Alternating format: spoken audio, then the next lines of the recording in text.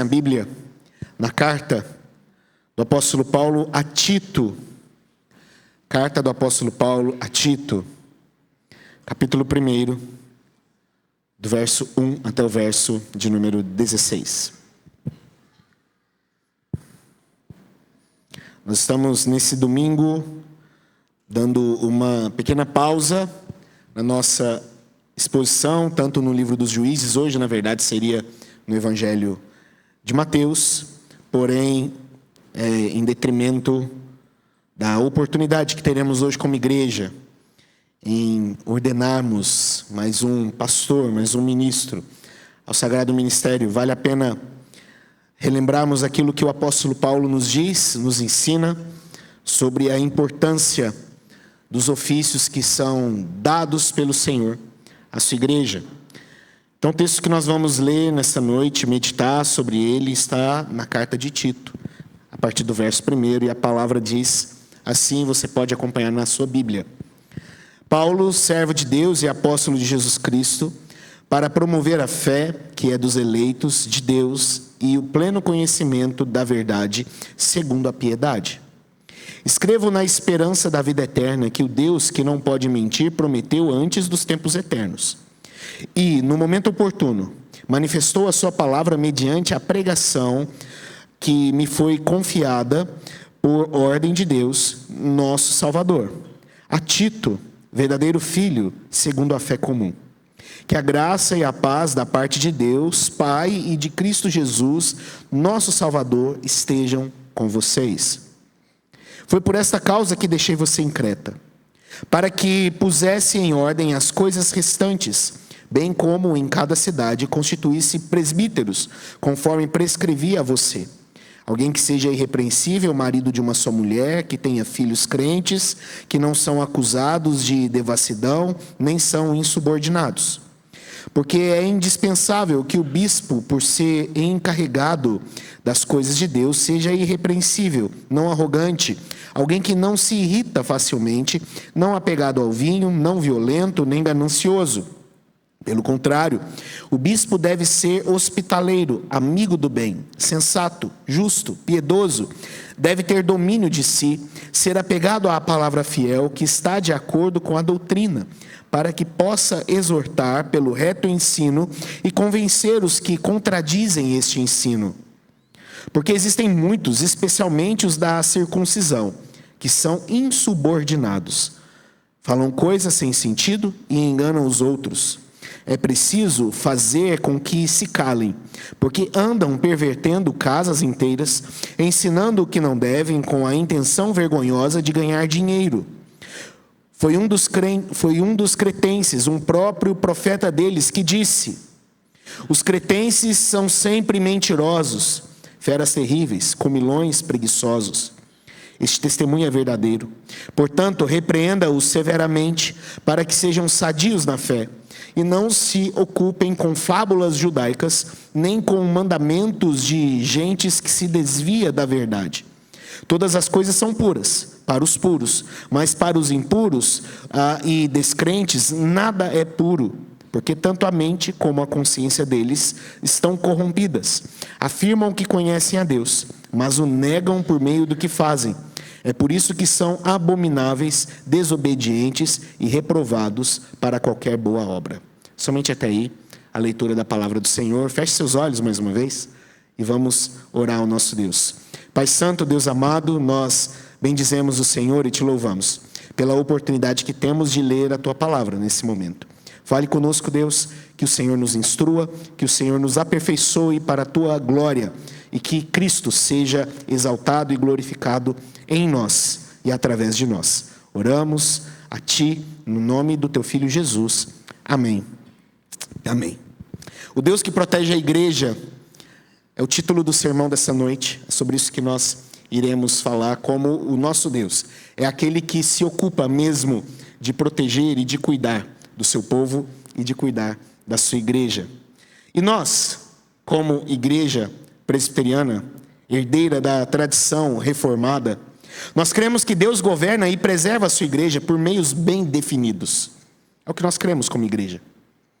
Nós cremos que Deus, Ele protege a sua igreja, e Ele governa a sua igreja, Ele preserva a sua igreja, através da sua palavra, que é quando fielmente está sendo ensinada. É Deus guardando e protegendo a sua igreja.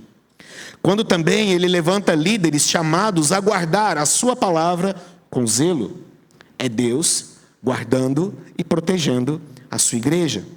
Não é por acaso que a nossa fé, ela sempre valorizou, por exemplo, confissões, catecismos e a centralidade da doutrina. É o que nós, como presbiterianos, defendemos.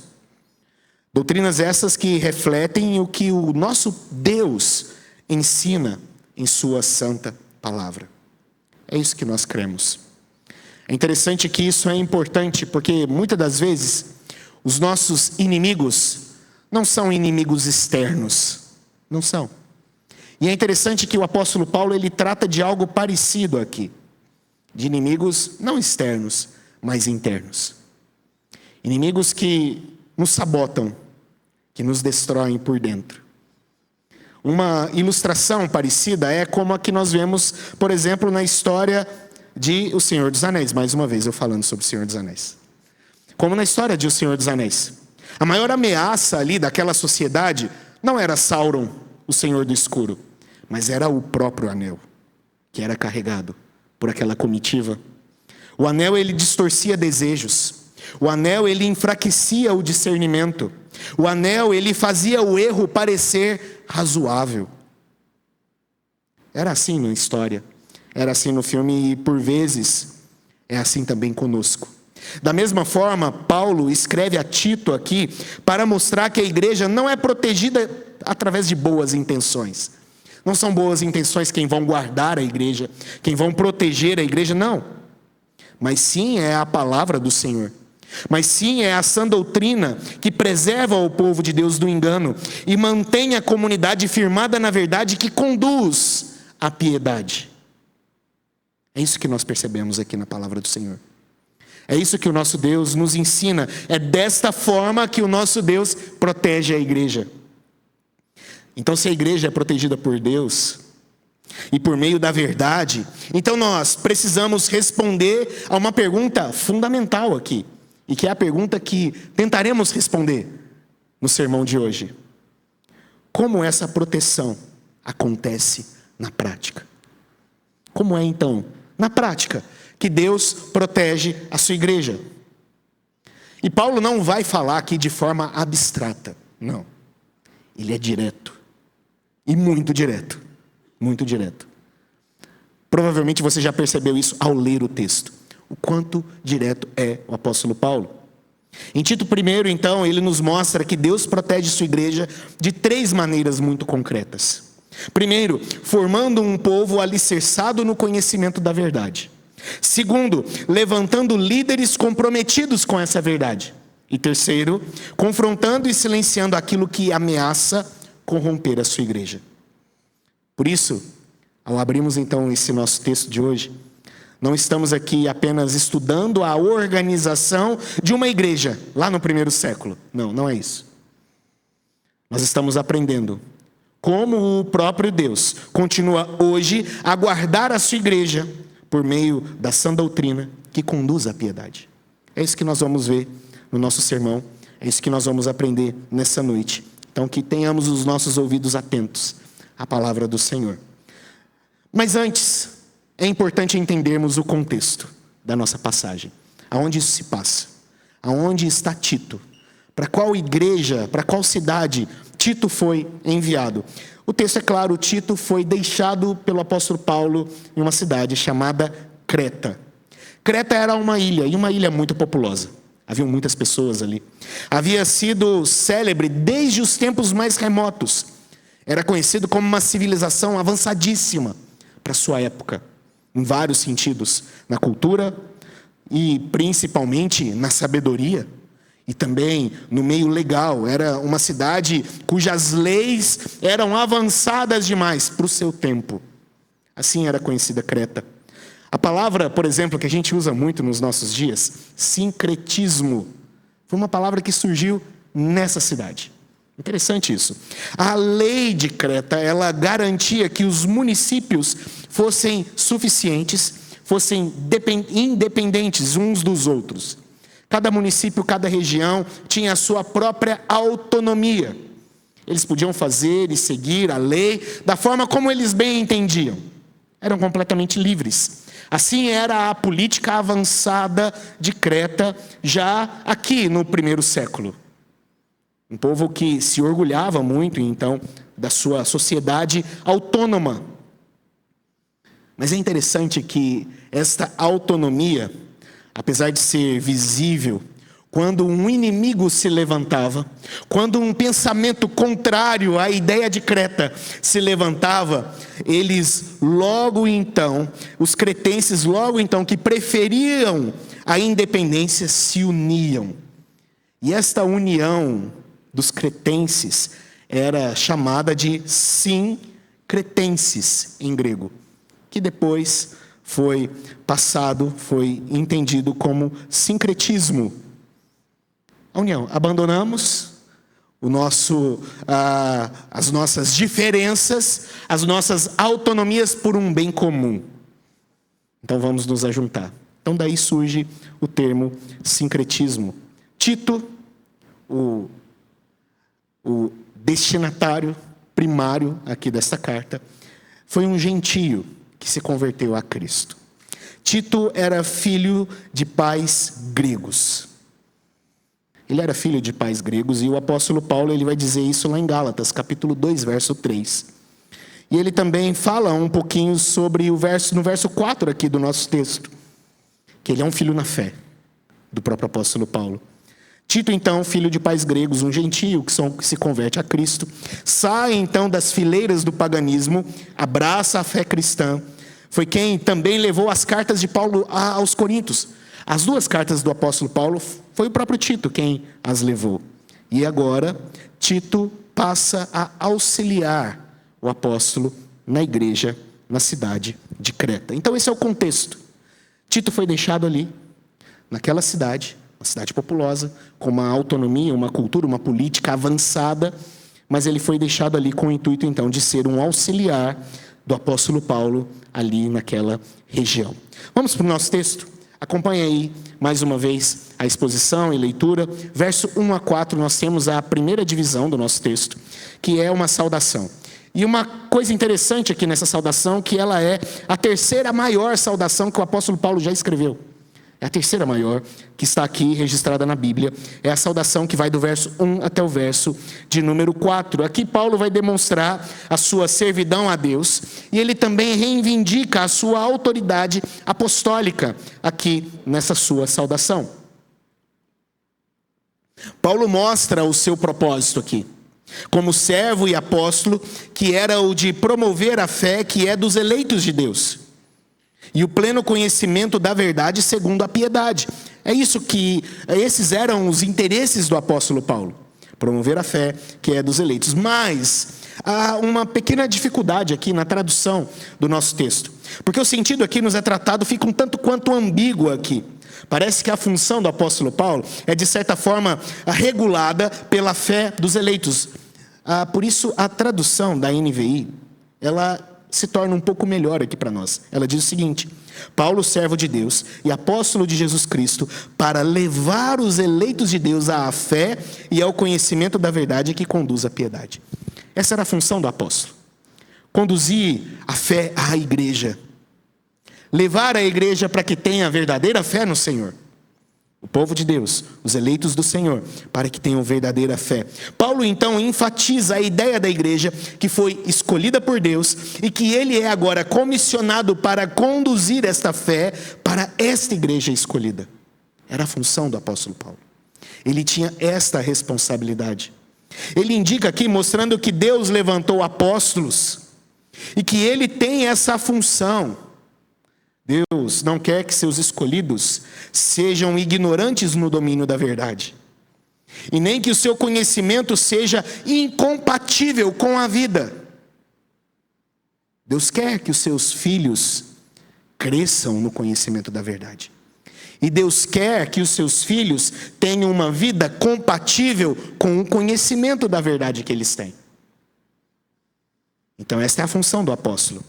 Ele apresenta, então, que esse conhecimento que promove e amadurece a fé está fundamentado numa esperança de um Deus que não mente. É o que ele nos diz aqui, dos versos 1 a 4.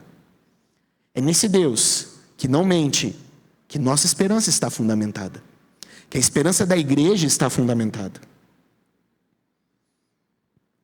Nós temos também aí a segunda parte do nosso texto, vai do verso 5 até o verso de número 9. Onde, após ele saudar a igreja e saudar o destinatário primário, aqui Tito, ele vai falar sobre os presbíteros, sobre homens oficiais que foram levantados pelo Senhor para cuidar dessa igreja, para ajudá-lo e auxiliá-lo nesse trabalho, auxiliar o jovem Tito nesse trabalho, auxiliar aquele jovem pastor nesse ministério tão importante. Então, após a saudação, nós percebemos que Paulo mostra os motivos pelo qual Tito foi deixado ali na cidade de Creta. Perceba, Tito, esses são os motivos pelo qual eu deixei aqui. É interessante que nós não temos relato no livro de Atos dos Apóstolos de uma estada de Paulo na cidade de Creta. Nós não temos. Segundo alguns historiadores, por exemplo, a ida de Paulo a essa ilha acontece em um dos rápidos momentos de liberdade que Paulo tinha. Paulo era um homem extremamente atarefado. Nós lemos no livro de Atos que ele estava em várias cidades. Nós lemos que ele viajava o tempo todo, pregava o evangelho o tempo todo, instituía igrejas o tempo todo. É o que nós percebemos, é o que nós vemos ali no livro de Atos. Então, alguns historiadores dizem que num intervalo, então, entre algumas viagens, Paulo para na cidade de Creta, na ilha de Creta. Um rápido momento, mas um momento suficiente para que uma igreja começasse ali naquele local. Uma igreja começasse ali naquela ilha. Alguns até alegam que após a primeira prisão de Paulo em Roma, o apóstolo então visita rapidamente aquela ilha com o seu jovem discípulo Tito. Após a sua primeira prisão lá em Roma. Então, diante agora da preocupação que havia com aquela igreja e diante da brevidade da visita e da organização daquela igreja naquela região, Tito fica ali para terminar aquele trabalho organizacional da igreja de Creta. Isso é o que alguns historiadores então vai dizer. Nós sabemos que o ministério do apóstolo Paulo é intenso. Nós sabemos que Paulo ele escolhia estrategicamente as cidades a qual ele iria instituir igrejas. Nós sabemos disso. Ele escolhia de forma estratégica. Ele plantava igrejas em cidades estratégicas. Homens eram então enviados para dar continuidade ao trabalho, enquanto o apóstolo Paulo também revisitava outros campos e abria outros campos. Esse era o trabalho do apóstolo Paulo. Intenso. Um plantador e visitador das suas igrejas. Perceba como era esse trabalho dele. Veja 2 Timóteo, capítulo 4, verso 13 e verso 20. Nós temos um pequeno relance, um vislumbre pequeno de como era esse trabalho intenso do apóstolo Paulo. Veja lá, quando vieres, diz o apóstolo, 2 Timóteo, capítulo 4, verso 13 e verso 20, diz assim: quando vieres, traze a capa que deixei em Troade, em casa de Carpo, bem como os livros, especialmente os pergaminhos. Verso 20, Erasto ficou em Corinto. Quanto a Trófimo, deixei o doente em Mileto. Então perceba, a solução para Paulo, no seu trabalho intenso Paulo chega numa cidade, planta uma igreja, segue caminho e deixa alguém ali, para cuidar daquela cidade. E Tito é um desses. Paulo chega a Creta, começa um trabalho, começa uma igreja, ele vai para a próxima cidade, e Tito fica naquele local, para dar continuidade, para dar sequência ao trabalho. A lista de atribuições dadas aqui ao presbítero, verso 5 até o verso de número 9, segue, é descrita aqui de uma forma bem completa. Paulo já havia mencionado todos esses requisitos anteriormente. Mas aqui ele os torna registrados para a posteridade da igreja também em Creta e para a igreja de Cristo de todos os tempos. São 3 grupos de requisitos aqui. Verso de número 6, nós temos com respeito à família. Como deve ser a família de um presbítero? Está aí, verso de número 6. Veja o que diz: alguém que seja irrepreensível, marido de uma só mulher, que tenha filhos crentes e que não são acusados de devassidão e nem são insubordinados. É o primeiro requisito, é o requisito familiar para um presbítero. Segundo requisito, nós temos aí o social, versos 7 e 8. Veja o que diz a palavra do Senhor. Porque é indispensável que o bispo ou presbítero, por ser encarregado das coisas de Deus, seja irrepreensível, não arrogante, alguém que não se irrita facilmente, não apegado ao vinho, não violento, nem ganancioso. Pelo contrário, o bispo deve ser hospitaleiro, amigo do bem, sensato, justo, piedoso, deve ter domínio de si. Social. Como é a vida desse presbítero na sociedade em que ele vive? Alguém respeitoso. Alguém que não se irrita facilmente. Assim deve ser. Ele precisa também ser apegado à palavra fiel, que está de acordo com a doutrina, para que possa exortar pelo reto ensino e convencer os que contradizem esse ensino. Aqui está o requisito eclesiástico, que tem a ver com a igreja. Ele precisa ser alguém que ama a palavra. Como pode um presbítero que não ama a palavra? Como pode alguém que tem a responsabilidade de conduzir a igreja na palavra não amar essa palavra? É o que Paulo está dizendo. Ele precisa amá-la. Ele precisa obedecê-la. Ele precisa vivê-la na família e na sociedade. É o que Paulo, então, nos ensina. E ele encerra, então, as qualificações que são exigidas, também no lado doutrinário. Porque um oficial cristão, ele deve se apegar à verdade. Ele precisa amar a verdade. A mensagem é descrita como digna de confiança. É algo que nós confiamos nela. Por isso o ministro deve ter convicções claras de uma compreensão do seu ensino, da sua responsabilidade. Porque somente assim esse ministro, ele será capaz de realizar a dupla tarefa, que é exortar os outros e corrigir aqueles que contradizem a verdade. É a dupla tarefa do ministro. Ele precisa exortar. E aqui a exortação não é simplesmente puxar a orelha da igreja, mas é encorajar a igreja, animar a igreja. Fazer com que essa igreja tenha ânimo, se fortaleça, também é exortação. Mas ele também precisa calar aqueles que contradizem a verdade, corrigir aqueles que contradizem a verdade. Nós vamos ver mais um pouquinho sobre isso daqui a pouco. É também tarefa do ministro, é também tarefa do presbítero. E por que isso? A terceira parte do nosso texto então nos mostra. Existem falsos mestres. Nem todo mestre é um bom mestre. Existem mestres ruins. No final desse capítulo, Paulo fala sobre isso. Paulo passa a mostrar que o motivo pelo qual Deus levantou no início da igreja apóstolos, que se tornaram seus precursores da doutrina, e o motivo pelo qual homens, ministros, presbíteros precisam se levantar também cheios dessa doutrina, é porque existe forte oposição à igreja. Existem pessoas que se opõem à igreja, que enfrentam a igreja, que contradizem a igreja. E na cidade de Creta não era diferente. Não era. Tito foi deixado lá com esse propósito também. A forte oposição aos crentes em Creta. Por isso Tito ame a palavra e ensine a palavra. Veja o verso de número 10. Paulo vai dizer que há alguns que são insubordinados. Está aí, verso de número 10. Veja o que o texto diz. Alguns que são insubordinados. A ideia aqui não é simplesmente de desobedientes, como alguns vão traduzir e vão entender esse texto. Alguns entendem que uma pessoa insubordinada é uma pessoa desobediente.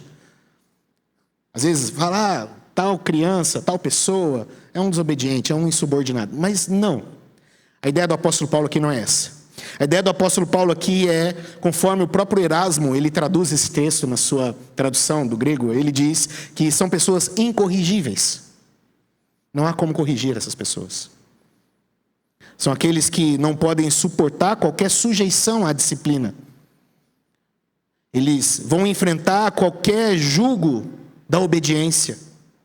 Eles desrespeitam as regras, desrespeitam os oficiais, são incorrigíveis. Não aceitam a disciplina. Não aceitam a disciplina. Erros cometemos, mas precisamos ser disciplinados. Precisamos entender e aceitar a disciplina. Paulo está se referindo aqui a pessoas que não aceitam, são incorrigíveis. Verso 10 também ele continua, que são, veja, verso de número 10, porque existem muitos, especialmente os da circuncisão, que são insubordinados, falam coisas sem sentido e enganam os outros. São pessoas enganadoras, que falam coisas que não fazem sentido algum. Interessante esse texto e o termo que Paulo utiliza aqui. Paulo vai dizer aqui, traduzindo de uma forma muito literal aqui, é como se houvessem pessoas que até o salivar provocado por eles é inútil, quando eles falam. Até o salivar deles, não vale a saliva que está na boca deles enquanto falam. Eles não valem isso. Basicamente isso que Paulo está dizendo aqui. Enquanto uns têm uma doutrina útil e sólida, outros são inúteis. É isso que Paulo está dizendo. Não vale considerá-los, não vale. Ele fala daqueles que acham que a obra da circuncisão traz garantias privilegiadas. É sobre eles que ele está falando aqui. Judeus, que viravam para os gentios e diziam, olha, vocês precisam seguir as nossas normas. Vocês precisam segui-las. E Paulo diz, olha, essas normas são inúteis. Não trazem privilégio algum. Você ser circuncidado ou não. Você adotar tal dieta ou não. Fazer tal rito ou não. É inútil. Não deem ouvidos a isso. É o que ele diz. Verso 11. Ele vai dizer, no verso de número 11, é preciso fazer com que eles se calem. É interessante aqui, queridos. Paulo não está aqui colocando a igreja em um modo de violência. Não, não é isso. Vão lá e façam eles calar. Não, não é sair botando a mão na boca de ninguém e não permitindo com que eles falem. O que Paulo está nos ensinando aqui é que o não deixá-los falar, o calá-los é através do próprio ensino. Ele está dizendo que o ensino da verdade é o que vai combater o falso ensino.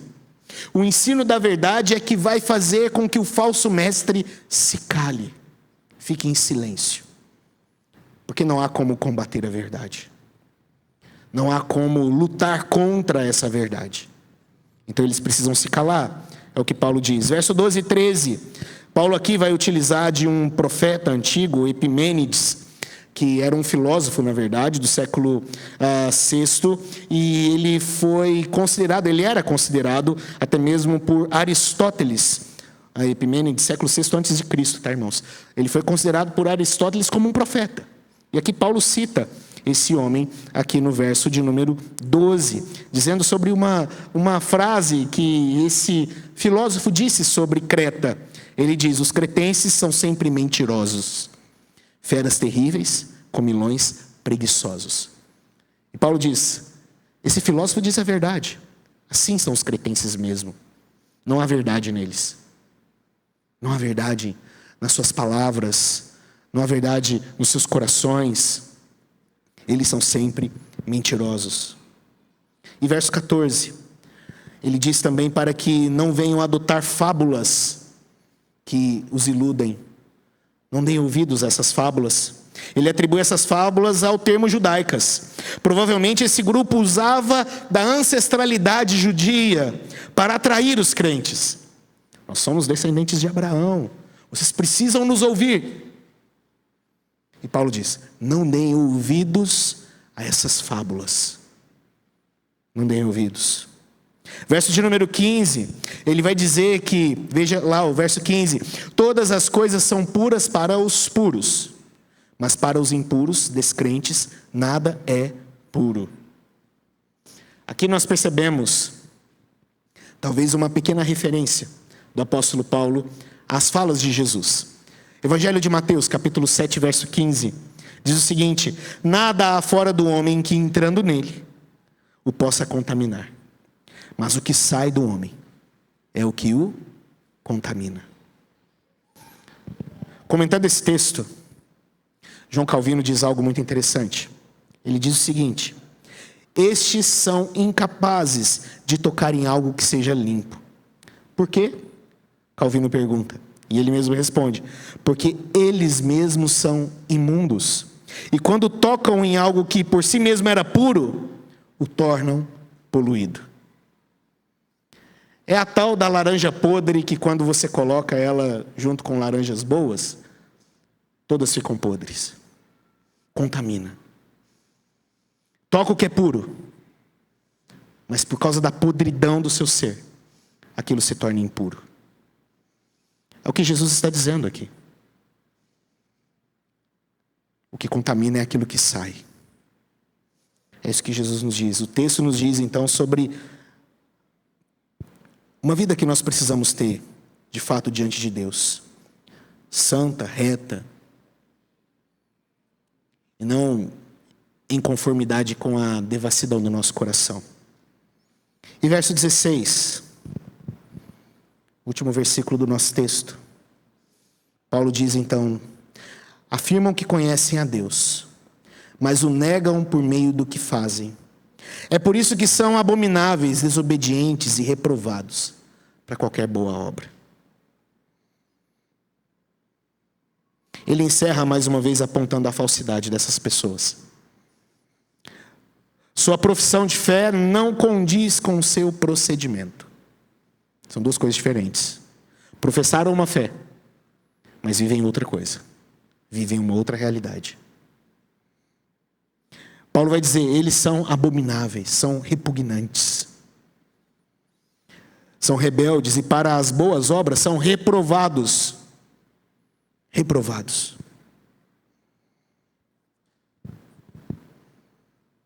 Queridos, eu gostaria de propor aqui uma reflexão para todos nós. A título de aplicação para as nossas vidas, do que nós acabamos de ouvir. Será que há em nós, reflita, será que há em você o mesmo empenho em garantir a sua segurança física,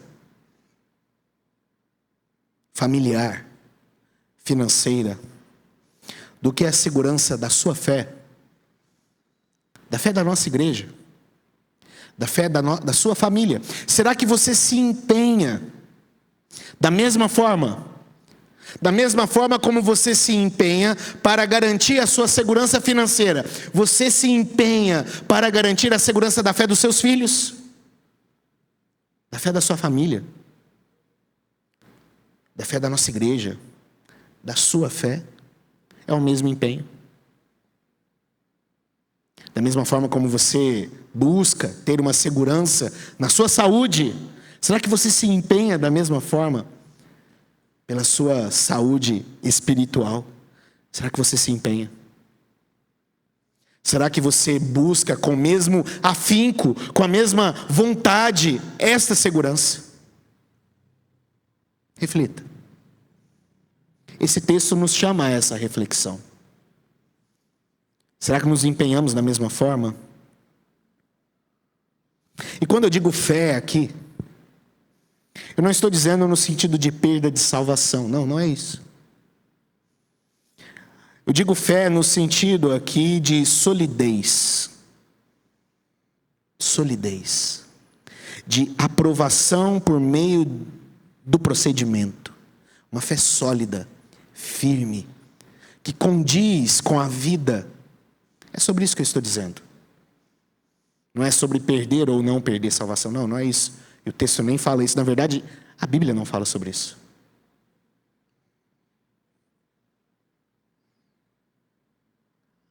Nós precisamos entender isso. É sobre isso que o texto nos diz. Porque a nossa fé na palavra do Senhor e essa solidez na verdade é um dos meios pelo qual Deus protege e guarda a sua igreja. É uma das formas. E como que isso acontece? Lembra lá que eu disse no início que era importante nós observarmos questões práticas para entendermos como Deus protege a sua igreja? Primeira questão prática aqui para nós. Deus quer produzir em nós o seguro conhecimento da verdade. É isso que Deus quer. Deus quer produzir na sua vida um seguro conhecimento da verdade. Ele quer produzir isso. Deus não quer que você seja ignorante com respeito a Ele. Ele não quer isso. Deus quer que você prossiga no conhecimento do ser dEle, dos atributos dEle, dos caminhos dEle. O profeta Oséias, ele disse certa vez, capítulo 6, verso 3, conheçamos e prossigamos em conhecer ao Senhor. Como a alva, a sua vinda é certa, e Ele descerá sobre nós, como chuva serúdia que rega a terra. Conheçamos, e o que diz o profeta? Prossigamos em conhecer o Senhor. O conhecimento, ele não pode ser pontual. Não pode ser. Não pode ser pontual. Mas ele precisa ser uma constância. Não deixe para conhecer mais sobre Deus nos domingos apenas. Não deixe. Exercite esse conhecimento na sua casa. Leia a sua Bíblia. Leia bons autores, bons livros também. Existem vários aí. Mas leia a sua Bíblia. Esse conhecimento, ele gera em nós a certeza do cuidado de Deus. É o que diz o profeta. E Paulo repete dizendo que esse conhecimento, ele não só gera piedade em nossas vidas, mas também nos conduz à certeza da fidelidade de Deus e da vida eterna. É o conhecimento do Senhor que gera em mim e gera em você confiança, esperança, de que não se resume só a isso que nós estamos vivendo. Não se resume só a isso. Então a primeira forma como Deus protege a sua igreja é produzindo em nós seguro conhecimento da verdade. É a primeira forma. É Deus cuidando de nós. É Deus nos protegendo. Mas o texto, ele também continua a nos dizer que Deus, ele quer também levantar pessoas comprometidas com a sua palavra. É a segunda forma de Deus proteger a sua igreja. Ele levanta pessoas que são comprometidas com a palavra. Após então produzir em nós o verdadeiro conhecimento, deve ser inevitável. Inevitável. Que este conhecimento gere em mim, gere em você comprometimento com essa verdade aprendida. Deus não quer somente que você encha a sua cabeça de conhecimento, mas Ele quer que você se comprometa com a verdade dEle. Ele quer você comprometido com ela, vivendo ela, exercendo ela. É isso que Deus quer de nós. O conhecimento, ele não é simplesmente acumulativo. É também. Nós acumulamos conhecimento. Acumulamos conhecimento sobre Deus, sobre teologia, sobre a vida. Acumulamos conhecimento. E à medida que os anos vão passando, nós vamos acumulando mais e mais conhecimento. O conhecimento, ele é acumulativo, sim. Mas não é só isso. Não é só isso. Não para nesse acúmulo. Não para. Ele precisa ser um combustível que move você. Precisa fazer diferença. Precisa fazer diferença. Não adianta eu parar o meu carro num posto de gasolina e colocar ele ali na bomba e só encher o tanque. Uma hora vai transbordar e vai fazer uma lambreca. Vai ser até perigoso ali para aqueles que moram perto, para o posto. O carro precisa funcionar. Ele precisa andar. Ele precisa mover. Assim somos nós também. Não adianta simplesmente encher a nossa cabeça de boa teologia. Não adianta. encher a nossa mente de sã doutrina, de excelentes autores, de excelentes livros, se isso não nos move, se isso não nos leva adiante, se isso não faz com que eu e você caminhemos de uma forma mais sólida, mais vívida, de nada adianta. O conhecimento, ele precisa ser um combustível. Então, ministros, líderes, crentes, precisam ser levantados com esse comprometimento.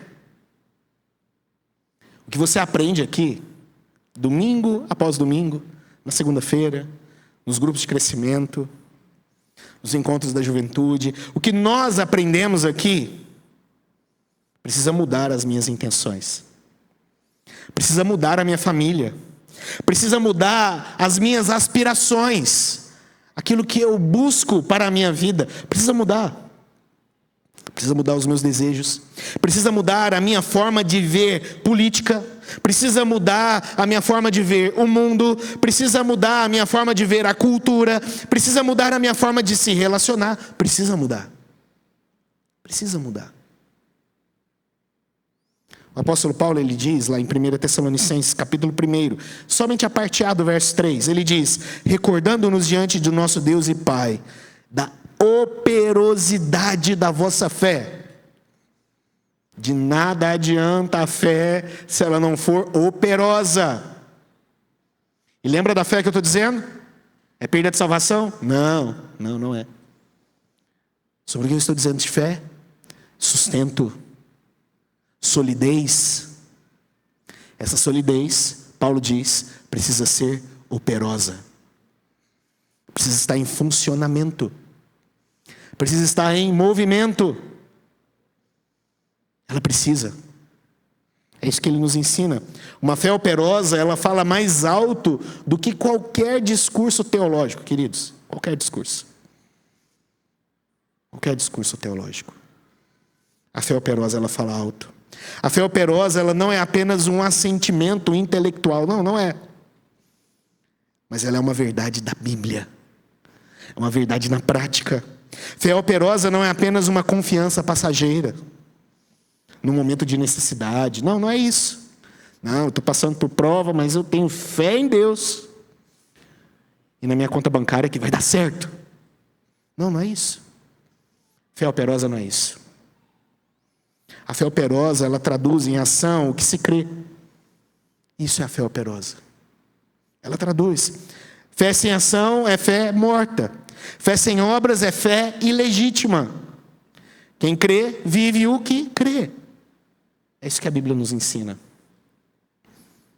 É isso que o apóstolo Paulo nos ensina. É dessa forma que Deus protege a sua igreja. Com pessoas comprometidas com a verdade.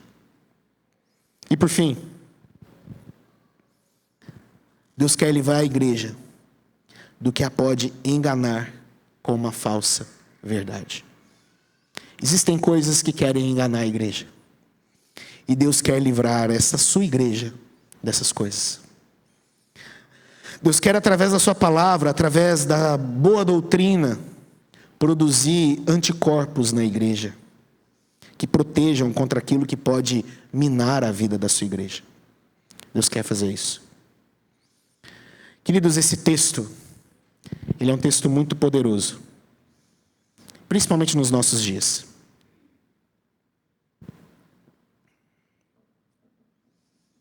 Nós às vezes vivemos aquele de não querer falar muita coisa. Vamos enganar, ou vamos, criar contendas com nossos irmãos, vizinhos que dizem ter a mesma fé que a gente.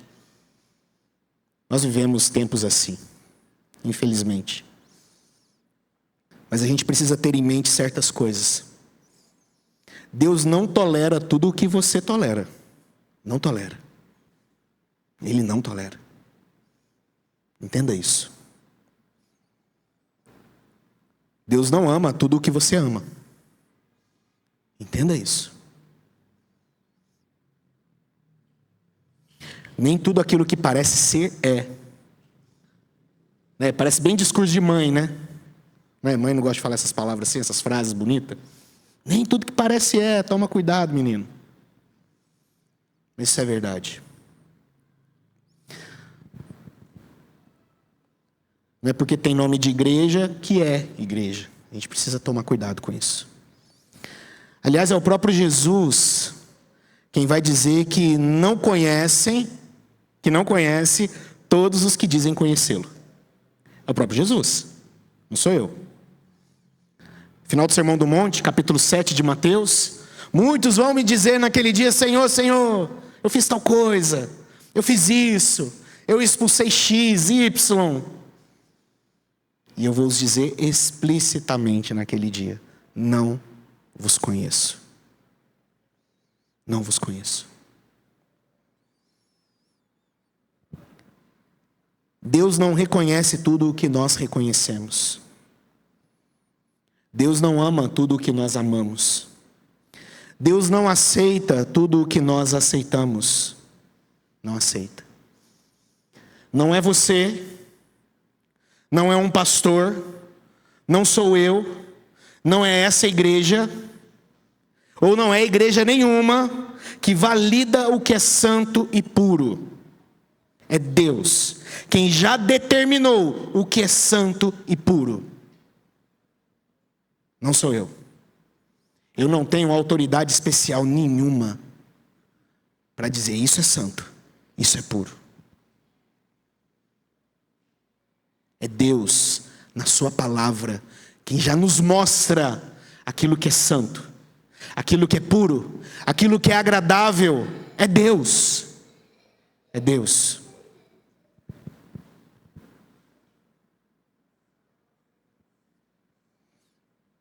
Por isso, a boa doutrina, a verdade que é dada por Ele, é o que nós temos para disseminar o que tem enfraquecido a igreja hoje. É somente por isso. É somente pela sua palavra. No meio da igreja, infelizmente, há ideias que refletem insubordinação. Era assim na igreja de Creta. Infelizmente. Infelizmente é assim na igreja de hoje. Há aqueles que não devem ser ouvidos. Há pessoas que não devem ser ouvidas. Queridos, há pessoas que não merecem nem a porcentagem da bateria do seu celular que você gasta para ouvi-las.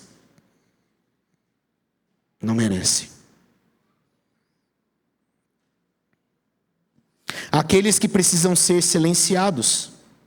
E aqui eu digo novamente, não é por força, mas é pela palavra. A nossa luta não é contra a carne ou sangue, é o que a Bíblia nos ensina.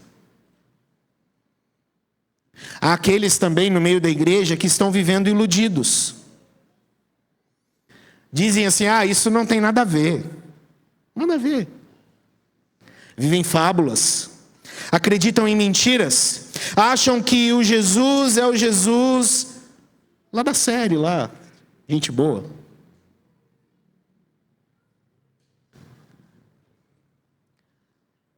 O pecado destrói o que é puro. Entenda isso. O pecado destrói.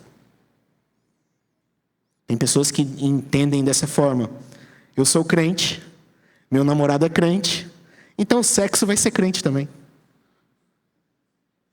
Não, não é dessa forma. Não é dessa forma.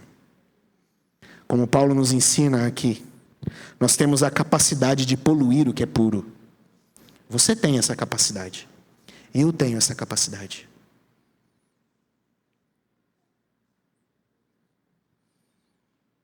Queridos, ao longo desse texto, o apóstolo Paulo nos mostrou que a igreja ela não sobrevive por improviso espiritual.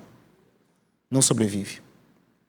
Ela não sobrevive por uma adaptação cultural. Não sobrevive. Ela é preservada pela ação soberana de Deus, que em sua graça nos deu a sua verdade. Assim a igreja é protegida. A doutrina, a palavra, a verdade, ela não é um fardo que engessa a igreja, mas ela é um instrumento do cuidado de Deus para a sua igreja.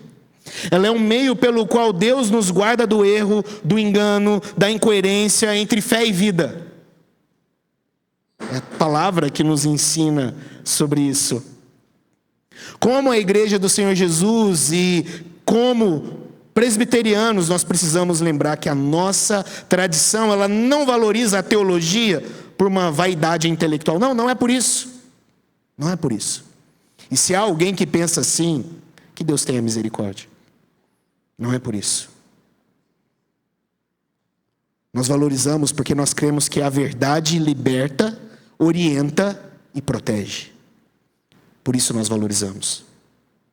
Onde a doutrina é desprezada, a igreja se enfraquece. Onde a doutrina é abraçada, a igreja amadurece. É isso que nós percebemos. Então o chamado desse texto para mim e para você hoje é claro. Que sejamos uma igreja que ama a verdade. Que tenhamos líderes que permaneçam firmes nela. E crentes, eu e você, cuja vida confirma aquilo que nós professamos com os nossos lábios. Que a sua vida confirme. Que Deus nos preserve, não afastando-nos do mundo, mas nos mantendo firmados na sua palavra. Como é a própria oração sacerdotal de Jesus Cristo. Pai, eu não peço que os tire do mundo, mas os livre do mal. É assim que Deus nos protege, queridos. É assim que Deus te protege. Que Deus nos abençoe. Em nome de Jesus. E proteja a sua igreja. Em nome de Jesus. Vamos orar? Feche seus olhos. Deus Santo, Pai de amor e graça, nós agradecemos o Senhor pela Tua palavra. E louvamos a Ti, ó Deus, em nome de Jesus. Por poder tê-la, Deus, ó Pai, diante de nós. Por poder, Deus, ó Pai, lê-la. E sermos, ó Pai, instruídos por ela. Sermos, ó Pai, alimentados por ela. Sermos, ó Deus, exortados por ela. Que a palavra do Senhor nos proteja, nos guarde. Ó Pai, é o escudo que o Senhor deu para a Tua igreja. É o que guarda a Tua igreja do mal. É o que guarda a Tua igreja do engano. É o que guarda a Tua igreja das inverdades. É a Tua palavra, Pai. Que possamos, ó Deus, ó Pai, cuidar dela. Que possamos, ó Deus, ó Pai, ser fiéis a ela.